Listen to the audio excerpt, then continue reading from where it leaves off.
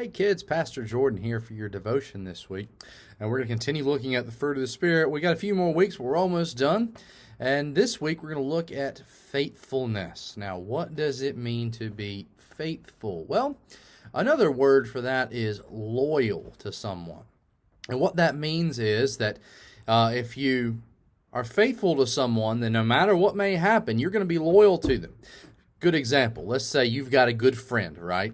And you've been friends for a while, but then there's somebody else that comes along that you don't know very well. And they say, look, I will give you all the toys you ever want if you stop being their friend and come be my friend. Well, what would you do? Well, somebody that would not be faithful would say, hey, I want all those toys, so I'm not going to be their friend anymore, so I can go get this stuff.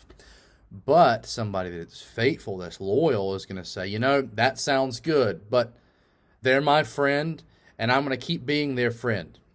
And so you stay faithful to them. And it's interesting that that also applies to us in Jesus. Well, who in the world would try to tempt us to not be faithful to Jesus? Well, the devil. Each and every day, he tries to tempt us to not be faithful to Jesus. And what does that look like? Well, it's a word we call sin. When we do things that we shouldn't do. Good example. Let's say that your parents leave $10 laying on the counter. You're tempted to go take that money, right? Oh, it's easy and you can go use it for whatever you want, but that's sin, right? And we don't do it because, one, it's wrong, but two, we want to be faithful to Jesus. We want to follow him. We want to obey him.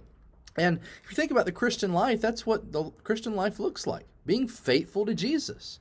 And we go through life, no matter how hard it might be to do what's right, to follow him.